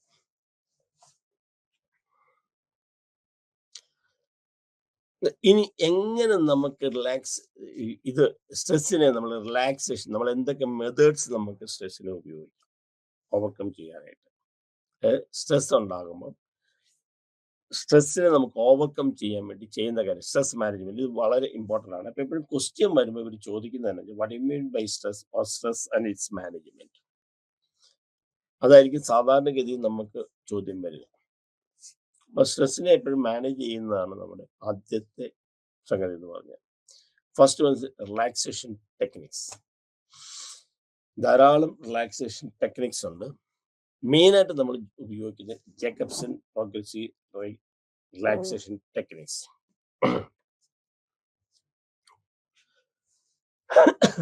പ്രോഗ്രസീവ് ജേക്കബ്സൺ റിലാക്സേഷൻ ടെക്നിക്ക് നമ്മുടെ ശരീരത്തിൻ്റെ ഓരോ ഭാഗങ്ങളും നമ്മൾ റിലാക്സ് ചെയ്ത് അത് എപ്പം വേണേലും നമുക്ക് ചെയ്യാം. സാധാരണഗതിയിൽ അത് എക്സ്പീരിയൻസ് ആയി കഴിഞ്ഞ് കഴിഞ്ഞാൽ വളരെ വളരെ ഉപകാരമുള്ളതാണ്. എപ്പോഴും നമുക്ക് ചെയ്യാൻ പറ്റും relaxation Jacobson progressive relaxation techniques. പല പല റിലാക്സേഷൻ ടെക്നിക്സുകളാണ് ജേക്കബ്സണിൻ്റെ. ദെൻ മെഡിറ്റേഷൻ എന്ന് പറയുന്നത് നമ്മൾ പ്രാർത്ഥിച്ചുകൊണ്ടിരിക്കുക എന്നുള്ളതല്ല. എല്ലാവരും മെഡിറ്റേഷൻ എന്ന് പറയുമ്പോൾ രാവിലെ എഴുന്നേൽക്കണം, തിരി കത്തിക്കണം, അതിനെക്കുറിച്ച് നാമം ജപിച്ചുകൊണ്ടിരിക്കണം എന്നൊക്കെ നമ്മൾ പലപ്പോഴും പറയുന്നത്. മെഡിറ്റേഷൻ എന്ന് പറയുന്നത് അതല്ല. ശരി, actually meditation means understanding your self. Self image കൂട്ടാനായിട്ടുള്ളതാണ് നമ്മൾ മെഡിറ്റേഷൻ കൊണ്ട് ഉപയോഗിക്കുന്നത്. അപ്പോൾ വെറുതെ പ്രാർത്ഥിച്ചുകൊണ്ടിരുന്നുകൊണ്ട് അതിന് മെഡിറ്റേഷൻ പറയാം. കണ്ണടച്ചിരുന്നു, ചില പറയും കണ്ണടച്ചിരിക്കും, നിങ്ങൾക്ക് നല്ല ഇത് അതൊരു മെഡിറ്റേഷനാണ് എന്ന് പറയും. പക്ഷെ നമ്മൾ മെഡിറ്റേഷൻ ഉപയോഗിക്കുന്നത് വെറുതെ പോയിരുന്ന് ചാൻറ്റ് ചെയ്യാൻ, അല്ല കുറെ നാമം ചോദിച്ചോണ്ടിരിക്കുകയല്ല, കുറെ രാവിലെ മുതൽ വൈകുന്നേരം വരെ പൂജാമുറിയുടെ മുമ്പിൽ ഇരിക്കുകയല്ല. പക്ഷെ നമ്മള് ആ ഒരു ഏറ്റെടുത്തിട്ട് നമ്മളെ ആ ഒരു ഒരു ഒരു ഒരു മെന്റൽ സ്റ്റേറ്റസ് കിട്ടാനായിട്ടുള്ള ഉത്തരവാദിത്വം ഏറ്റെടുത്തുകൊണ്ട് നമ്മൾ ഇരുന്ന് പ്രാർത്ഥിക്കുക. പ്രാർത്ഥന എന്ന് പറയുമ്പോൾ പല രീതിയിൽ ഇൻഡിവിജ്വൽ ആകാം, ഗ്രൂപ്പ് ആകാം. ഗ്രൂപ്പ് ആകുമ്പോൾ അതിനകത്ത് വേറെ കുറെ ടെക്നിക്സുകളുണ്ട്. ഇൻഡിവിജ്വൽ ആകുമ്പോൾ ഇൻഡിവിജ്വൽ വേറെ ഇതാണ്. ഇപ്പൊ ഇൻഡിവിജ്വൽ ആകുമ്പോൾ അമ്പലത്തിൽ പോയി ചെയ്യാം. അതല്ല ഇപ്പൊ ഗ്രൂപ്പ് ആണെങ്കിൽ നമുക്കൊരു ഭജന പോലെ വെക്കാം. ദെൻ യോഗ. അതിനകത്ത് എല്ലാ യോഗയും സ്ട്രെസ്സിന് പറ്റൂല. അതാദ്യം നമ്മൾ എല്ലാ യോഗാസനങ്ങളും സ്ട്രെസ്സിന് പറ്റുന്നതല്ല. അങ്ങനെ പറ്റുന്ന ആസനങ്ങളുണ്ട് ഓരോ ഓരോ ഇതിലും. അപ്പോൾ സ്ട്രെസ് ഉണ്ടാകുന്ന സിറ്റുവേഷനിൽ സ്ട്രെസ് ഉണ്ടാകുന്ന സിറ്റുവേഷനുകളിൽ നമ്മൾ ഏത് യോഗയാണ് നമുക്ക് പറ്റിയത് എന്ന് നോക്കുക. പലരും പറഞ്ഞു കഴിഞ്ഞാൽ ആദ്യം പറയാം ശവാസനം ചെയ്യാം, അല്ലെങ്കിൽ കുക്കടാസനം ചെയ്യാം, മയൂരാസനം ചെയ്യാം. ഏത് യോഗ ആസനങ്ങൾ ചെയ്ത റിലാക്സേഷൻ ഉണ്ട്. പക്ഷെ സ്ട്രെസ് കുറയ്ക്കാൻ വേണ്ടി തന്നെയുള്ള കുറെ റിലാക്സേഷൻ ടെക്നിക്സ് ഉണ്ട്. മൈൻഡ്ഫുൾനെസ്, അത് ആദ്യം പറഞ്ഞത് മനസ്സിനെ ഏകാന്തമായി വിടാൻ പാടില്ല. അതിന് എന്തെങ്കിലും നമ്മൾ ചെയ്യേണ്ടതാണ്. Then biofeedback. ഈ ബയോഫീഡ്ബാക്ക് എന്ന് പറയുമ്പോൾ നമ്മൾ ചെയ്യുന്ന കാര്യങ്ങൾ അല്ലെങ്കിൽ എന്തൊക്കെയാണ് എന്നുള്ളത് നമ്മളെ പിന്നെ കേൾപ്പിക്കുന്ന പരിപാടിയാണ്. നമ്മൾ എന്തെങ്കിലും നമ്മൾ ചെയ്യുക, ആ ചെയ്യുന്ന കാര്യങ്ങൾ നമുക്ക് തന്നെ ഒരു ഇത് തന്നിട്ട് നമ്മളെ കൊണ്ട് അത് മാറ്റിക്കാൻ, സ്വഭാവം മാറ്റിക്കാനായിട്ടുള്ള ടെക്നിക്കാണ് ബയോഫീഡ്ബാക്ക് മെത്തേഡ് എന്ന് പറഞ്ഞാൽ. Then cognitive restructuring. കാരണം നമ്മളെ കാഴ്ചപ്പാടുകൾ നമ്മളൊന്നും മാറ്റുക. ഓരോ കാര്യങ്ങളെ കുറിച്ച് പെർസീവ് ചെയ്യുന്ന, ആൾക്കാരെ കുറിച്ച് പെർസീവ് ചെയ്യുന്ന, വ്യക്തികളെ കുറിച്ച് പെർസീവ് ചെയ്യുന്ന ഒക്കെ നമ്മളൊന്ന് മാറ്റുന്നു. Then time management. It's very very important. Time management. Actually it is not time management, it is time budgeting.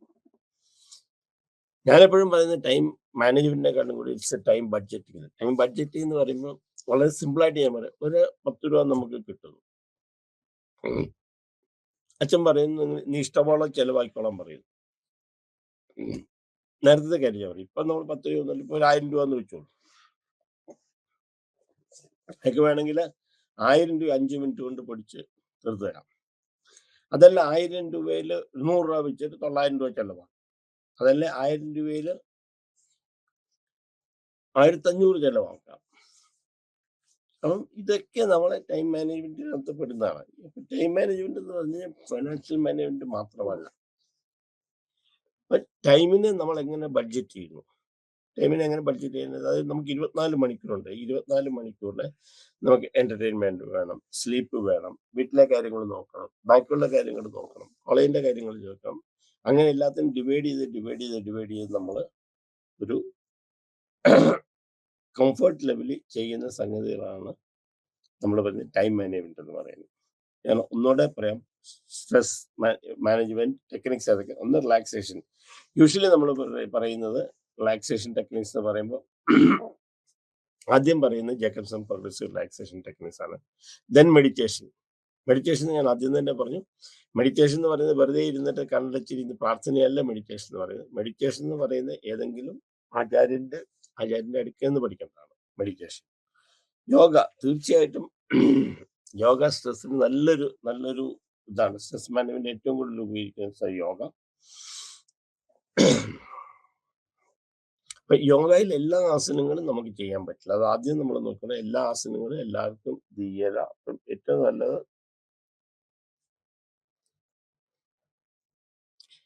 അപ്പം യോഗ എല്ലാ ആസനങ്ങളും നമുക്ക് പറ്റില്ല. ഏറ്റവും നല്ലത് നമ്മൾ ആരെങ്കിലുമായിട്ട് ചോദിച്ചു നമുക്ക് ഏതൊക്കെ ആസനമുണ്ട്, ഏത് സ്ട്രെസ്, ഏത് തരത്തിലുള്ള കാര്യങ്ങൾക്കാണ് സ്ട്രെസ് അനുഭവപ്പെടുന്നത് എന്നൊക്കെ നോക്കിയിട്ടാണ് നമ്മൾ ഇത് ചെയ്യുക. പിന്നെ മൈൻഡ്ഫുൾനെസ് എപ്പോഴും മനസ്സിനെ നിറച്ചുകൊണ്ടിരിക്കും. മനസ്സിനെ നിറയ്ക്കാന്ന് വെച്ചാൽ എപ്പോഴും സന്തോഷകരമായിട്ട് തന്നെ ഇരിക്കുന്ന ഒരവസ്ഥയാണ്.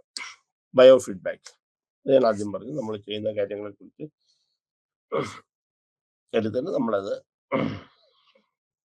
നമ്മൾ തന്നെ മനസ്സിലാക്കി. Then cognitive restructuring. Cognitive restructuring എന്ന് വെച്ച് കഴിഞ്ഞാൽ നമ്മുടെ കാഴ്ചപ്പാടുകൾ നമ്മൾ മാറ്റണം. കാഴ്ചപ്പാടുകൾ. അപ്പോൾ ഏറ്റവും അതിനകത്തുള്ള കഴിഞ്ഞിട്ടുള്ള time management. Time management is very very very important. അപ്പോൾ ഒരിക്കൽ കൂടെ പറയാം. Stress management. സ്ട്രെസ് എപ്പോഴും നമ്മൾ എഴുതുമ്പോൾ സ്ട്രെസ് എന്നത് എഴുതണം. Different types of stress. അത് ഡിഫറെന്റ് ടൈപ്സ് ഓഫ് സ്ട്രെസ് നമ്മൾ നേരത്തെ പഠിച്ചിരുന്നു. Positive stress, negative stress, distress, hyper stress, hypo stress. ഇത് മൂന്നും ഇത് എല്ലാം പറഞ്ഞിട്ടുണ്ടായിരുന്നു. അപ്പം സ്ട്രെസ് മാനേജ്മെന്റ് ആദ്യം relaxation techniques, meditation, yoga, mindfulness, biofeedback, cognitive restricting, time management.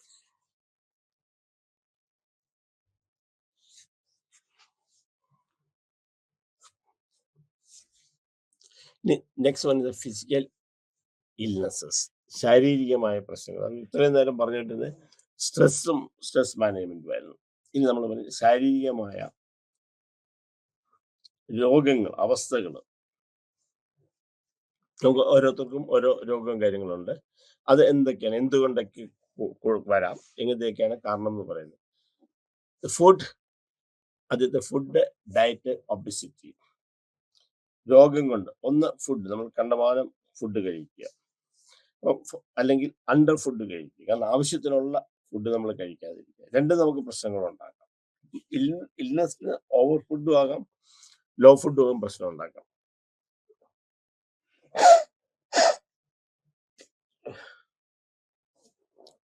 അപ്പം first one is the causes for the stress or illness is called food, diet, obesity. First one for carbohydrates. The second one, lipids, proteins, vitamins, minerals.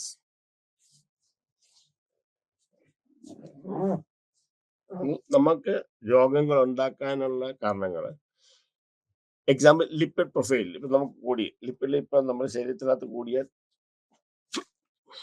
കൂടുതൽ നമ്മള് ഹാർട്ടുമായിട്ട് ബന്ധപ്പെട്ടുള്ള കാര്യങ്ങളാണ് നമ്മൾ നോക്കുന്നത്. Proteins കുറഞ്ഞു കഴിഞ്ഞ് കഴിഞ്ഞാൽ പ്രശ്നമുണ്ടാകും. Vitamins, example vitamin D, vitamin E നമുക്ക് പ്രശ്നങ്ങൾ ഉണ്ടാക്കാം. അപ്പം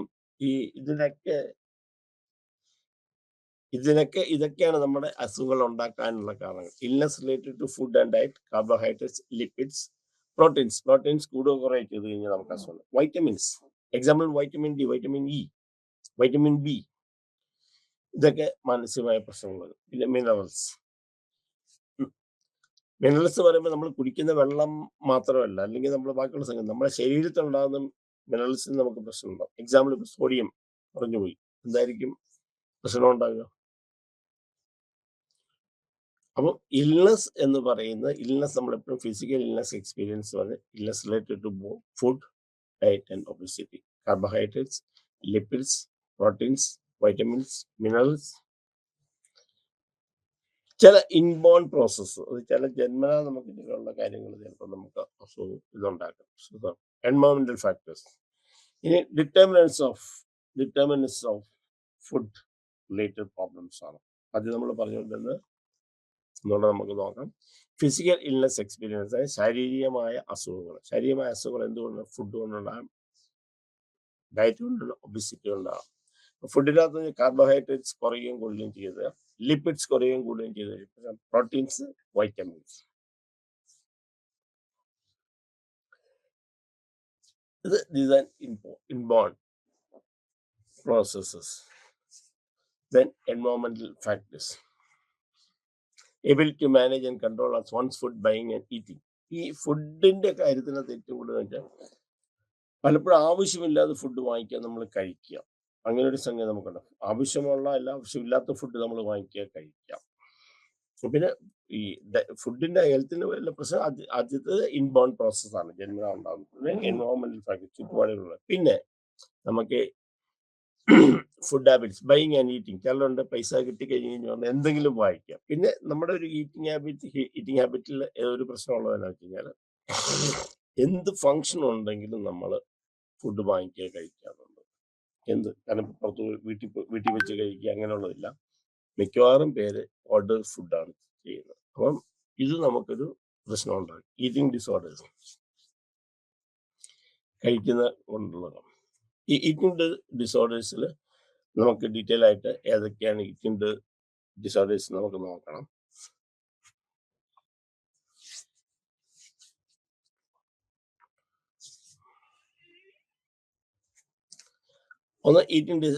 ഒന്ന് നമ്മൾ എന്തെങ്കിലും വെച്ചുകൊണ്ട് അത് തന്നെ നമ്മൾ എടുത്ത് കഴിച്ചുകൊണ്ടിരിക്കുക. വായിക്കാത്ത വെച്ചുകൊണ്ട് നമ്മൾ പതുക്കെ പതുക്കെ പതുക്കെ പതുക്കെ കഴിച്ചെടുക്കുന്ന ഒരു സ്വഭാവം ഉണ്ടാകും. അല്ലെങ്കിൽ നമ്മൾ അടുത്ത് തികട്ടി എടുത്ത് നമ്മൾ ചതച്ച് തിന്നുന്ന പരിപാടി ഉണ്ടാകും. Avoid restrictive food intake disorder. Avoid എന്ന് ആഹാരം കഴിക്കുകയില്ലാത്ത, ഇതൊക്കെ കൂടുതലാണ് ചില കഴിക്കുകയില്ല. ഇനി ഞാൻ കഴിക്കുന്നില്ല, കാരണം അവോയ്ഡ് ഫുഡ്, ഇന്ന ഫുഡ് ഞാൻ കഴിക്കുകയില്ല, ഇന്നത് ഞാൻ ഒഴിവാക്കിയേക്കാം.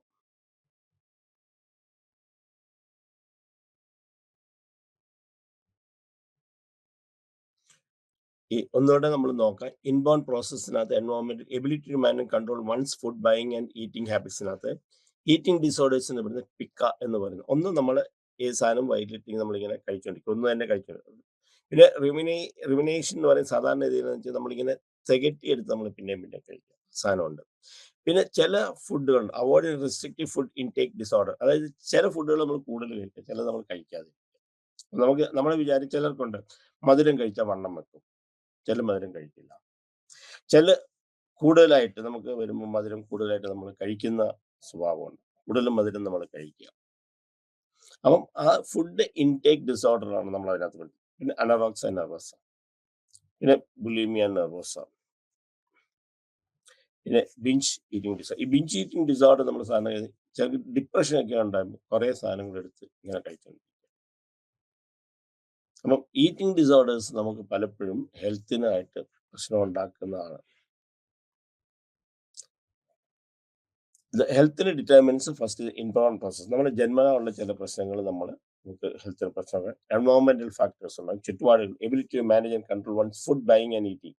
ഈ ഹെൽത്ത് നമ്മൾ ഫുഡുമായിട്ടുള്ള പ്രശ്നങ്ങൾ ഉണ്ടാകുമ്പോൾ നമ്മൾ നോക്കുന്ന ഒരു കാരണമാണ് ability to manage one's food buying and eating. ഈ ബൈയിങ് ആൻഡ് ഈറ്റിംഗ് ഇപ്പം നമ്മൾ കൂടുതൽ ഒരു കാലഘട്ടത്തിലാണ് നമ്മൾ നിൽക്കുന്നത്. എന്താണെന്ന് വെച്ച് കഴിഞ്ഞാൽ എന്തും നമ്മൾ ഓർഡർ ചെയ്ത് കഴിക്കുക. അപ്പം കൂടുതൽ ഇപ്പം നമ്മൾ പഴയതായിട്ടിരിക്കുന്ന ഫുഡ് കഴിക്കാം. കൂടുതൽ നമ്മൾ വറുത്തതും പൊരിച്ചതും ഒക്കെ എടുത്ത് വാങ്ങിച്ച് കഴിക്കുക. ഇതൊക്കെ നമ്മൾ ഫുഡ് ഹാബിറ്റ്സ് കൊണ്ടുണ്ടാകുന്ന ഡിസോർഡറാണ്. Then eating disorders. ആ ഈറ്റിംഗ് ഡിസോർഡേഴ്സ് നമ്മൾ കുറേ എണ്ണം പറഞ്ഞിട്ടുണ്ട്. അതിനകത്ത് ബുലിമിയ നെർവോസ, അനറോക്സിയ നമ്മൾ കൈയിട്ട് ശ്രദ്ധിക്കുക. ചില സംഗതി നമ്മൾ കഴിക്കുക, ചിലത് ഒട്ടും കഴിക്കാതെ വരിക, ചിലത് നമ്മൾ ഡിപ്രഷൻ വരുമ്പോൾ കൂടുതൽ കഴിക്കുക. ഇതൊക്കെയാണ് ഈറ്റിംഗ് ഡിസോർഡേഴ്സ് നമ്മൾ എടുത്തിരിക്കുന്നത്. Then sex and health. Sex and ഹെൽത്തിനകത്ത് നമ്മുടെ സ്ട്രെസ്സും കാര്യങ്ങളൊക്കെ ഹെൽത്ത് സൈക്കോളജി ഹെൽത്തിനകത്ത് ഭയങ്കര ഇമ്പോർട്ടൻറ്റ് നമ്മൾ സെക്സ് നമ്മൾ കൊടുക്കാറുണ്ട്. ഒന്ന്, പലപ്പോഴും നമുക്ക് sex mainly we do not know what is sex. അതാണ് അടുത്തൊരു പ്രശ്നം. എന്താണ് സെക്സ്? നമ്മളെപ്പോഴും പറയുന്ന രീതി എന്ന് വെച്ച് കഴിഞ്ഞാൽ sexual relationship, what is positive, what is negative relationship. അപ്പം സെക്ഷൽ റിലേഷൻഷിപ്പ് പല രീതിയിലുണ്ട്. ഇപ്പം നമ്മൾ സെക്ഷൽ റിലേഷൻഷിപ്പ് പറയുമ്പോഴത്തേക്ക് നമ്മൾ പല കാര്യങ്ങളാണ് നമ്മൾ പറയുന്നത്. എന്താണ് സെക്ഷൽ ഉണ്ടാകുന്ന പ്രശ്നങ്ങൾ. ഒന്നിപ്പം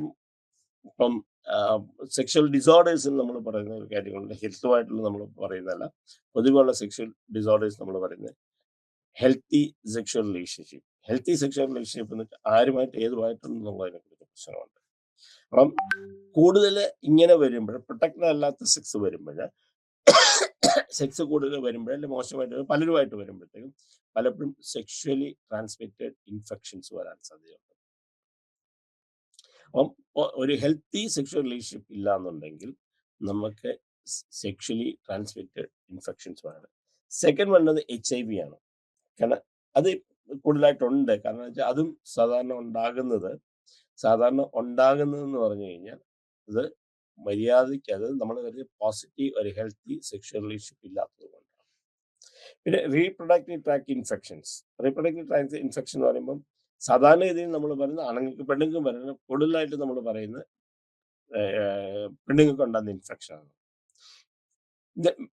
ഫിസിയോളജിക്കൽ ഫാക്ടർ. പിന്നെ നമ്മളുണ്ടാകുന്ന സെക്ഷൽ പ്രോബ്ലംസ് ചില മെഡിസിൻസ് കഴിക്കുമ്പോൾ ലിബിഡോ ചിലർക്ക് കൂടും, ലിബിഡോ ചിലർക്ക് കുറയും. ചിലർക്ക് നമ്മൾ മെഡിസിൻസ് കൊണ്ട് ചിലപ്പോൾ ഉണ്ടാകാം, ചിലപ്പം സെക്ഷൽ അർജ് കൂടാം, സെക്ഷൽ അർജ് കുറയാം. അല്ലെ ചില മെഡിസിൻസ് കഴിക്കുമ്പോൾ നമുക്ക് സെക്സിന് താല്പര്യമുണ്ട്, ചിലപ്പോൾ നേഴ്സിന് ചില പ്രശ്നങ്ങളുണ്ടാകാം. ആൻഡ് ഫിസിയോളജിക്കൽ ഫാക്ടേഴ്സ്, ശാരീരികമായ പ്രശ്നം, ഒബിസിറ്റി സെക്സിന് പ്രശ്നം ഉണ്ടാക്കാം, ചിലപ്പോൾ അണ്ടർവെയ്റ്റ് സെക്സിന് പ്രശ്നങ്ങൾ ഉണ്ടാക്കാം, ന്യൂറോളജിക്കൽ പ്രോബ്ലംസ് സെക്സിന് പ്രശ്നങ്ങൾ ഉണ്ടാക്കാം. സൈക്കോളജിക്കൽ ഫാക്ടേഴ്സ്, അപ്പം ഡിപ്രഷൻ പോലുള്ള അസുഖങ്ങൾ ചിലപ്പം സെക്സിന് ഇൻഫ്ലുവൻസ് ചെയ്യും. Anxiety, that is called performance anxiety. ചിലർക്ക് പെർഫോം ചെയ്യാനായിട്ട് വരുമ്പം എന്തെങ്കിലും ഒരു റിലേഷൻഷിപ്പിലൊക്കെ വരുമ്പോഴത്തേക്ക് then it will affect the relationship. Then relationship issue, ചിലവായിട്ടുള്ള റിലേഷൻഷിപ്പ് നമുക്ക് കീപ്പ് ചെയ്യാൻ പറ്റാതെ വരുന്ന സംഗതികൾ. അപ്പം നമുക്ക് ഒന്നുകൂടെ ഒന്ന് നോക്കണം ഈ ഒരു ഭാഗം. Physical and illness experiences. Illness related to food and diet, obesity ആണ് നമ്മൾ ആദ്യം നോക്കേണ്ടത്. ഈ ഫിസിക്കൽ ഇൽനെസ് നമ്മൾ ഡീറ്റെയിൽ ആയിട്ട് നമുക്ക് ഇനി എടുക്കാൻ പറ്റും, അടുത്ത ക്ലാസ്സിൽ എടുക്കാൻ പറ്റും. ഫിസിക്കൽ ഇൽനെസ് നമ്മൾ പറയുമ്പോൾ ഒന്ന് illness related to food, diet, obesity. Food എന്ന് വെച്ചാൽ ഏത് തരത്തിലുള്ള ഫുഡ് കഴിക്കും, ഡയറ്റ് എങ്ങനെ കഴിക്കുന്നത്. ഒന്ന് സമയത്ത് ആഹാരം കഴിക്കാതിരിക്കുക, അല്ലെങ്കിൽ സമയത്ത് കൊണ്ടുപോകാൻ തെറ്റായ സമയത്ത് കഴിക്കുക, അതൊക്കെ. ഒബിസിറ്റി വണ്ണം കൂടുക. അപ്പൊ ഇതിന് കാരണങ്ങൾ ഉണ്ടാകുന്ന കാരണം കാർബോഹൈഡ്രേറ്റ്സ് ആണ്, ലിപ്പിഡ്സ് നമ്മൾ കഴിക്കുന്നതാണ്, പ്രോട്ടീൻസ്. നമ്മൾ പ്രോട്ടീൻ കുറയുകയും കൂടുതൽ പ്രോട്ടീൻസ് പൗഡറൊക്കെ ചിലപ്പോൾ പലരും വണ്ണം വെക്കണം എന്നൊക്കെ പറഞ്ഞിട്ട് പ്രോട്ടീൻ പൗഡറൊക്കെ സബ്സ്റ്റിറ്റ്യൂട്ട് കഴിക്കുന്നതാണ്. അത് ഡോക്ടറുടെ ഇതില്ലാതെ കഴിക്കുമ്പോൾ നമുക്ക് പ്രശ്നങ്ങളുണ്ടാകും. ദെൻ വൈറ്റമിൻസ്, ധാരാളം ആവശ്യമില്ലാതെ വൈറ്റമിൻസ് ടാബ്ലറ്റ് എടുത്ത് കഴിക്കുക, അല്ലെങ്കിൽ വൈറ്റമിൻസ് നമ്മുടെ ശരീരത്തിൽ കുറയുക. അപ്പൊ മിനറൽസ് നമ്മൾ സാധാരണ ധാതുക്കൾ, നമ്മുടെ അയൺ, ചിലർക്ക് അയൺ വേണമെന്ന് പറഞ്ഞിട്ട് ചിലപ്പോൾ അയൺ ടാബ്ലറ്റ്സ് ഒക്കെ വാങ്ങിച്ചത് അങ്ങനെ കഴിക്കാൻ പാടില്ല.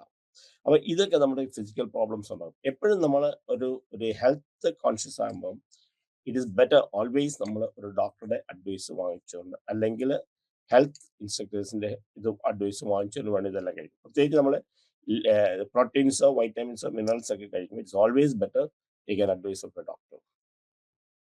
ദെൻ ഇൻബോൺ പ്രോസസ്, ജന്മന ഉള്ള ചില പ്രശ്നങ്ങൾ ഉണ്ടാകും. പിന്നെ എൻവയോൺമെന്റൽ ഫാക്ടേഴ്സ് നമുക്ക് ഹെൽത്തിനെ നമുക്ക് ബാധിക്കാം. ബൈയിങ് ആൻഡ് ഈറ്റിംഗ് ഹാബിറ്റ്സ്, നമ്മൾ ഒരാൾ വാങ്ങിച്ച് കഴിക്കാൻ ഇതുള്ള. പിന്നെ ഈറ്റിംഗ് ഡിസോർഡേഴ്സ് ഉണ്ട്. അപ്പം ഇതാണ് നമുക്ക് കൂടുതൽ നമ്മൾ ഡീറ്റെയിൽസ് ആയിട്ട് ഹെൽത്തിനകത്ത് പഠിക്കുന്നത്. നമുക്ക് ഒന്നുകൂടെ ഇന്ന് പഠിച്ച ഭാഗങ്ങളൊന്നും നോക്കാം.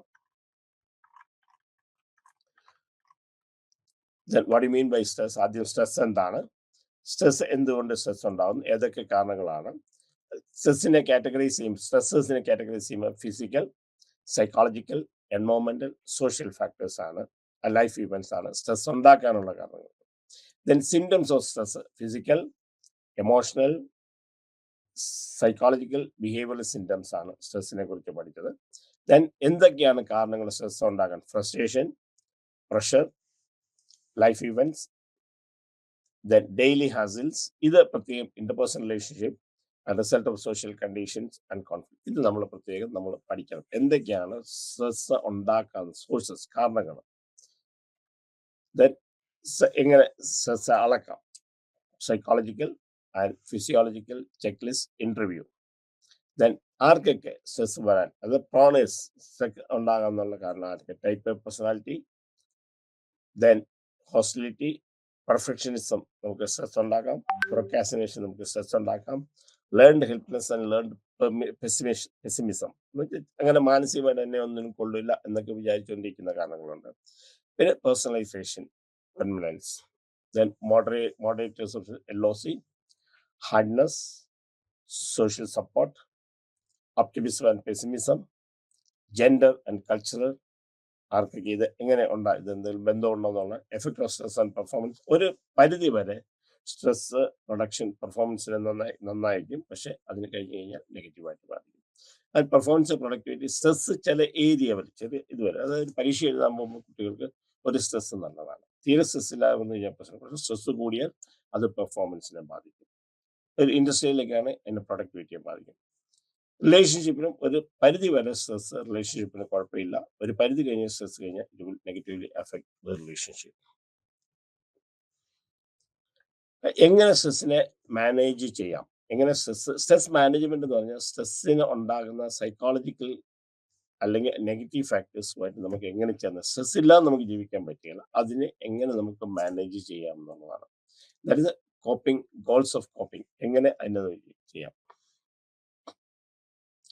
അപ്പൊ ചുറ്റുപാടുകളുള്ള നമ്മൾ എന്തെങ്കിലും സ്ട്രെസ് വരുമ്പോൾ ഗോൾസ് ഫസ്റ്റ് കോപ്പിംഗ് ചെയ്യാണ്ട്, ഗോൾസ് ബേസ്ഡ് കോപ്പിംഗ് ആണെങ്കിൽ ചുറ്റുപാടുകളുടെ എൻവയോൺമെന്റൽ പ്രശ്നങ്ങളെ എങ്ങനെ നമുക്ക് ഒഴിവാക്കാൻ പറ്റും, എങ്ങനെ നെഗറ്റീവ് സിറ്റുവേഷനുമായിട്ട് നമുക്ക് ചേർന്ന് ജീവിക്കാൻ പറ്റും, എങ്ങനെ ഒരു പോസിറ്റീവ് എമോഷൻ സെൽഫ് ഇമേജ് നമുക്ക് ഉണ്ടാക്കാൻ സാധിക്കും, ഒരു ബാലൻസ് എമോഷണൽ പോസിറ്റിവിറ്റി ഉണ്ടാക്കുന്നത്, എങ്ങനെ ഒരു പോസിറ്റീവ് റിലേഷൻഷിപ്പ് നമുക്ക്, നമ്മൾ ഈ സ്ട്രെസ് ഇതൊക്കെയാണ് കോപ്പിംഗ് സ്ട്രാറ്റജീസ് നമ്മൾ വെച്ചിരിക്കുന്നത്. എന്തൊക്കെയാണ് നമുക്ക് സ്ട്രെസ്സുമായിട്ട് നേരിടാം, എങ്ങനെ അതിനെ ആയിട്ട് നമുക്ക് കോപ്പി ചെയ്ത് ജീവിക്കാം. ദെൻ കോപ്പിംഗ് സ്റ്റൈൽസ് ഉണ്ട്. പ്രോ ആക്റ്റീവ് ആണ്, അവോയ്ഡൻസ് കോപ്പിംഗ് ഉണ്ട്. ആദ്യം അക്യുമുലേഷൻ ഓഫ് റിസോഴ്സ്, കാര്യങ്ങൾ നമ്മൾ മനസ്സിലാക്കുക, identifying anticipating the potential stress ഉണ്ടാകാവുന്ന കാരണങ്ങൾ എന്തൊക്കെയാണ് നമ്മൾ മനസ്സിലാക്കുക, അതിന് എന്താണെന്ന് മനസ്സിലാക്കി അതിനെ ഓവർകം ചെയ്യുക, അതിന് എഫേർട്ട് ഇട്ട് കോപ്പി വിത്ത് സ്ട്രെസ്ഫുൾ സിറ്റുവേഷനിൽ നമ്മൾ എങ്ങനെ ചേർന്ന് ജീവിക്കാൻ സാധിക്കും. ആൻഡ് അത് കഴിഞ്ഞ് ഒരിക്കലും സ്ട്രെസ് ചെയ്യുന്ന ഫീഡ്ബാക്ക് നമ്മൾ തന്നെയാണ്, അല്ലെങ്കിൽ സ്ട്രെസ് എങ്ങനെ നമ്മൾ ഓവർകം ചെയ്തു നോക്കുക. പിന്നെ എമോഷണൽ, വൈകാരികമായിട്ട് നമ്മൾ സ്ട്രെസ്സിനെ ഫോക്കസ് ചെയ്യുക. Then problem focus. രണ്ട് രീതിയിലാണ് നമ്മൾ ചെയ്യുന്നത്.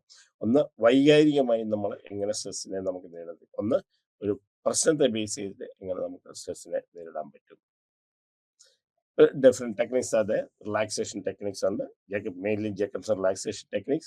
Then meditation, യോഗയിൽ ആദ്യം പറഞ്ഞ പോലെ തന്നെ എല്ലാ ആസനങ്ങളും നമുക്ക് എല്ലാത്തിനും പറ്റില്ല. അതിന് നമ്മുടെ സ്ട്രെസ് അനുസരിച്ച് സ്ട്രെസ്സിന് ചേരുന്ന, അതിനെ ഓവർകം ചെയ്യാനായിട്ടുള്ള യോഗ ചെയ്യാം. മൈൻഡ്ഫുൾനെസ്, നമ്മുടെ മനസ്സിനെ നമ്മൾ വികസിപ്പിച്ചെടുക്കുക. ബയോ ഫീഡ്ബാക്ക്, സ്ട്രെസ് ഉണ്ടാകുന്ന സിറ്റുവേഷനുകൾ നമ്മൾ മനസ്സിലാക്കി അത് ഏതൊക്കെയാണ് നമ്മൾ ബയോ ഫീഡ്ബാക്ക് സ്ട്രെസ് ഉണ്ടായ സിറ്റുവേഷനുകൾ മനസ്സിലാക്കി അതിനെ ഓവർകം ചെയ്യാനായിട്ടുള്ള ശ്രമിക്കുക. ദെൻ കോഗ്നിറ്റീവ് റീസ്ട്രക്ചറിങ്, നമ്മുടെ കാഴ്ചപ്പാട്, പെർസെപ്ഷൻ, ഒരു സംഗതി ഒരു സിറ്റുവേഷൻ എങ്ങനെ കാണുന്നു എന്നുള്ളത് നമ്മൾ മാറ്റുക. That is called cognitive restructuring. Then time management, very very important ആണ്. സ്ട്രെസ്സിനകത്ത് time management is very very important. Always stress ഉണ്ടാകുന്ന സിറ്റുവേഷനിൽ നമുക്ക് പ്രശ്നങ്ങൾ ഉണ്ടാക്കുന്നത് ടൈം മാനേജ്മെന്റ് ആണ്. ടൈം ബഡ്ജറ്റിങ്, അതിനെ എങ്ങനെ ടൈം മാനേജ് ചെയ്യാം എന്തൊക്കെയാണെന്നുള്ള ഡീറ്റെയിൽ ആയിട്ട് നമുക്ക് അടുത്ത ക്ലാസ്സിൽ പഠിക്കാം. അപ്പം സ്ട്രെസ് മാനേജ്മെന്റും ടെക്നിക്സ് നമ്മൾ ഒന്നുകൂടെ ഡീറ്റെയിൽ ആയിട്ട് നമ്മൾ നോക്കണം. ഏതൊക്കെ ഇതാണ്, അത് അടുത്ത ക്ലാസ്സിൽ എങ്ങനെയാണ്, ഏതൊക്കെ യോഗ നമുക്ക് ഹെൽപ്പ് ചെയ്യും, മൈൻഡ്ഫുൾനെസ് എന്ന് പറയുന്നത്, ബയോഫീഡ്ബാക്ക് നമുക്ക് എടുക്കാം. പിന്നെ ദെൻ ഫിസിക്കൽ ഇൽനെസ്, ഫുഡ് ഹാബിറ്റ്സും അതും ഡീറ്റെയിൽസ് ആയിട്ട് നമുക്ക് എടുക്കാൻ പറ്റുന്നതാണ്. അപ്പോൾ ഈറ്റിംഗ് ഡിസോർഡേഴ്സും കാര്യങ്ങളൊക്കെ നമ്മൾ പഠിക്കേണ്ടതാണ്. അടുത്ത ക്ലാസ്സിൽ ഇതിനെക്കുറിച്ച് ഡീറ്റെയിൽ ആയിട്ട് എടുക്കാം. വാട്ട് ഇസ് ഹെൽത്ത് പ്രോബ്ലംസ്, എന്തൊക്കെയാണ് ഹെൽത്ത് പ്രോബ്ലംസ്, അത് എങ്ങനെയൊക്കെയാണ് ചെയ്യുന്നത്, എങ്ങനെയൊക്കെ റിലാക്സേഷൻ ടെക്നിക്സ് ഉണ്ട്, എങ്ങനെയൊക്കെ നമുക്ക് ഇതിനെ റിലാക്സ് ചെയ്യാം എന്നുള്ളതിനെ കുറിച്ച് നമ്മൾ അടുത്ത ക്ലാസ്സിൽ നമ്മൾ നോക്കുന്നതാണ്. Thank you. നമ്മൾ ഇത് കഴിയും ഇത് നമ്മൾ ചെയ്യുമ്പോൾ നമ്മൾ ഒന്നും കൂടെ കൂടുതലായിട്ട്, സ്ട്രെസ് എന്ന് വെച്ചാൽ വളരെ ഇമ്പോർട്ടൻ്റ് ആയിട്ടൊരു ഭാഗമാണ്. Thank you very much.